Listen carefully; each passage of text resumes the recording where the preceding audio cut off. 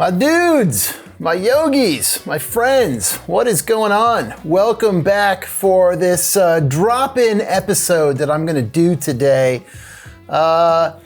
Interesting stuff we're gonna cover today. Yoga perfect versus yoga practice. This is definitely something that comes up a bit. It came up from one of my students the other day, and I've been thinking about it ever since, and I wanted to share it. What's going on? If you are new to this channel, my name is Larry Milburn. I'm a yoga teacher up in Northwest Connecticut. I'm also a filmmaker and a podcaster, among many, many other things. And I started this channel and Yoga for Dudes as a way to help get more guys or dudes, let's just call it dudes, into yoga. Sort of demystify it, get you out there, moving on the mat, taking care of yourselves. It's an important thing to do, especially as we get older. And so that is the impetus behind this channel. So thank you for stopping by. Again, if this is the first time you're stopping by, I invite you to check out some of the other videos. I have been, recently I've just launched this channel, so I'm working on several beginning poses that pretty much you will encounter in any yoga studio that you go to or any practice that you do online as you start to begin your way and find your way through this practice. So I invite you to check out some of those videos. I've already created some sequences that you can do at home or wherever you are, and I'll be doing more of those as well. And from time to time, I'm gonna drop in and bring some thoughts forward, much like I'm gonna do today. So really quick, if you've watched my stuff before, I used to have a podcast called Roadie Free Radio, and I used to interview folks behind the scenes of the music and film industry with a particular focus on the live touring professional. So this set might look a little familiar if you've seen some of my stuff before, and if not, well, I'm changing it up a little bit. That podcast is still out there. You can find it. It's on the YouTube channel. I'll put a link for it if you're interested. And I may pick it up again. We'll see. But right now I'm focusing on the yoga stuff to try to help people, man, because we all could use some help. All right, so here's the deal. Here's what we're going to cover in today's video. Yoga perfect versus yoga practice. So I teach a Yoga for Dudes class in person up here in Connecticut every Friday morning. And I've got a gentleman, the age range is from like 50 all the way up to 84. I've got a gentleman who's probably like 75-ish, and he's been coming, and but he hasn't come regularly in probably the last 2 months. He's been a little spotty, and he hasn't been to class in particular in the last probably 4 weeks, maybe the last month, right? So I ran into him the other day, and first thing he says, "Oh man, I'm so sorry. I gotta get to class. I'm so sorry." I said, "Hey, you don't have to apologize to me. Like, you'll get there when you get there. It's your practice, dude. I'm not sweating it." And he said, "I know, but I feel bad." I said, "You don't have anything to feel bad about with me for." But then he said this. He said, part of it when I don't come is that I feel like if I can't do it right, I just shouldn't come." He goes, "It's just part of this like competitive thing that I have going. So I don't want to come if I can't do it right. I don't feel like I'm doing it right all the time." And I said, "Whoa, dude, whoa. That is not at all what this practice is about." So that's what I want to address today. Doing it right, feeling like you have to do yoga right, whatever that is, in quotes, as opposed to just doing it. And I think that's something that keeps guys away from class. I think that's something that keeps some people in general away from coming to class, right? You come for a little bit, you learn a few things, and then you kind of look around and go, well, that person's doing it like this, and he or she's doing it like that, or whatever it is, and I can't do that, or I can't do it the way they're doing it, or I think I should be doing it, so I'm not gonna come at all. That's where you get into trouble. Now look, I've been practicing a long time. I've been practicing since 1995, so we're coming up on 30 years of me being into yoga, part of yoga, doing yoga, around yoga, reading about yoga, and studying yoga. And I've been teaching for just about 4 years now.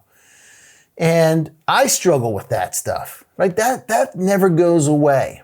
And I have a joke that I throw out. It's kind of a dad joke that I throw out to classes sometimes. And this is my joke, and it's basically, we got good news and bad news today, folks. I'm going to give you the bad news first. The bad news is your yoga practice will not be perfect today. And everyone's kind of like, oh, okay. I said, but here's the good news. The good news is your yoga practice will not be perfect today because it's called a yoga practice. Okay? So that's the good news. And that's what I think is the deal. Like this to practice. You're coming to practice. There is no the right way to do something. There is certainly a better way to do something so you don't hurt yourself, right? We definitely want to work on some alignment things and make sure that we're taking care of ourselves and we're not putting ourselves at risk for injury or doing something in a way that over time we're going to start wearing down our wrists or our shoulders or back or whatever it is. So there's a better way to do things. And I suppose if you're an Iyengar follower, sure, there's a right way to do things. But if you're just starting out, like literally the best you can do is come through the door. That's it. That's the best way to practice. Just come through the door and get on your mat. That's the only thing you need to do. You can start by laying on your back and hugging your knees into your chest for 10 minutes and breathing deeply, and then alternating, your knees hugging into your chest or your leg hugging into your chest. So this idea of trying to do it right or to be right, and if you can't do it right, then you shouldn't do it at all, that's a killer, man. And that I think is what's getting in the way. So try, if you can, to remove that from your thinking. You are there to practice, to feel better, to feel good, to slow down, to breathe, to find a system or a way to make yourself feel better, and also to live better, right? Again, you'll hear me talk a lot as I teach these things about taking this practice off the mat, out of the studio, and out into the real world. And that's where it is, because, I don't know, you never hear people say like, I'm not doing life right. I didn't do my life right today. Yeah, there's choices. There's good and bad choices for sure. But they're choices, and within each choice is a yoga choice.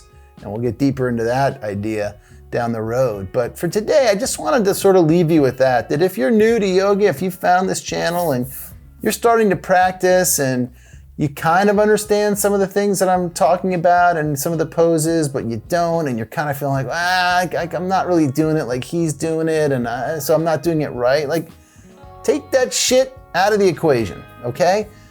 Just show up and just do it. You got to practice it over and over again. And here's the magic of yoga, and here's what's going to happen. And you're going to hear me talk about this a lot. One day, in the right pose, in the right breath, at the right moment, you're either going to adjust yourself physically, you're going to do something, or you're going to take a breath and calm down, and it's all going to come together, or a teacher is going to come around and they're going to gently adjust you and move your foot or move your arm or restack your shoulders, whatever it is. And you're going to go, oh, right, okay, that's where that should be. Or, oh my God, if I shift there, suddenly I can get deeper into the pose and it feels better. That's what you're looking for, okay? And even then, it's not like, oh, that's the right way. It's just like, it's a subtle shift physically and emotionally where you're like, oh, okay, now I get it. And then from that point, you can begin to build further on top of that. So it's a practice. It's not perfect, all right? And if you stay with it long enough, these breakthroughs and these learning moments will happen, these aha moments, and you will get a tremendous amount out of this practice. So that's all I wanted to drop in today and say, and I really appreciate you stopping by, listening to this little rant of mine. Well, it wasn't a rant. It was more, I was pointing some things out. Anyway, there you go. Yoga practice versus yoga perfect. I think you know the way you should be leaning. most importantly, just get out there and start moving your bodies. Because listen, here's the deal. It doesn't get any easier as you get older, okay? It's only gonna get harder. These things don't magically just heal themselves at all. So you gotta keep moving, you gotta keep taking care of yourselves. Thank you guys for stopping by. If you like this video, hit that like button. If you haven't subscribed to the channel yet, consider doing so, man. You might find something here that helps you along the way. We're gonna be doing a lot more videos as the years go on, so get ready and buckle up. If you haven't headed over to yogafordudes.com, I invite you to do so. That's yogafordudes.com. Sign up for the mailing list. You will get a free copy of the PDF.